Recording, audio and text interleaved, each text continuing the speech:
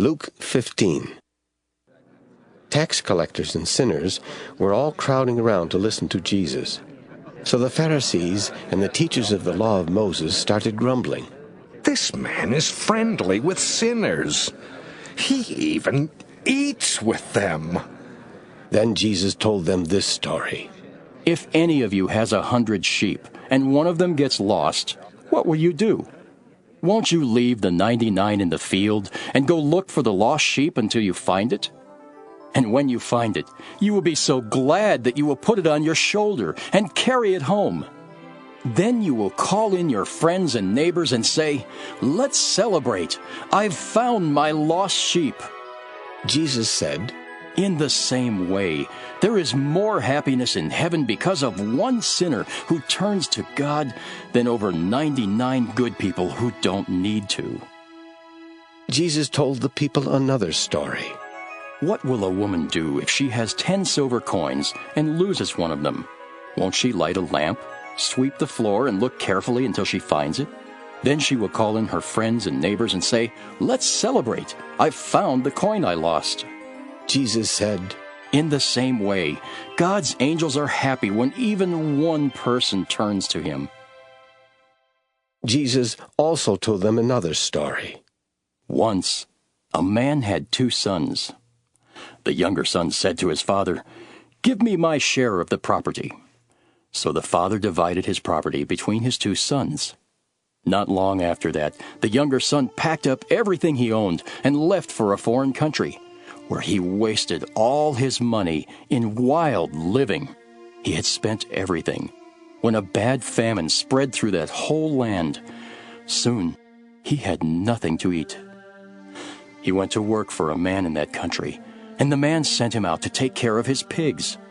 He would have been glad to eat what the pigs were eating, but no one gave him a thing. Finally, he came to his senses and said, "My father's workers have plenty to eat, and here I am, starving to death.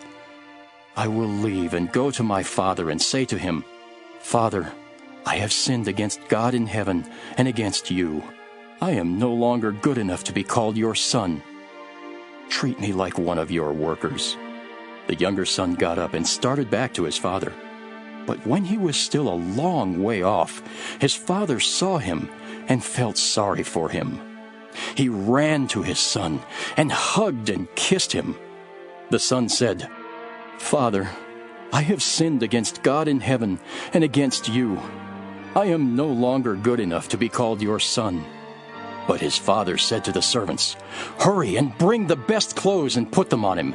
Give him a ring for his finger and sandals for his feet.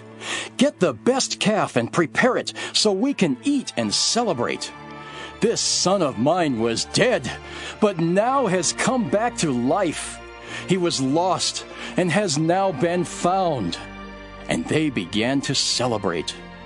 The older son had been out in the field, but when he came near the house, he heard the music and dancing. So he called one of the servants over and asked, 'What's going on here?' The servant answered, 'Your brother has come home safe and sound, and your father ordered us to kill the best calf.' The older brother got so mad that he would not even go into the house. His father came out and begged him to go in, but he said to his father, 'For years I have worked for you like a slave and have always obeyed you. But you have never even given me a little goat so that I could give a dinner for my friends. This other son of yours wasted your money on bad women, and now that he has come home, you ordered the best calf to be killed for a feast.' His father replied, 'My son, you are always with me, and everything I have is yours. But we should be glad and celebrate. Your brother was dead, but he is now alive. He was lost and has now been found.'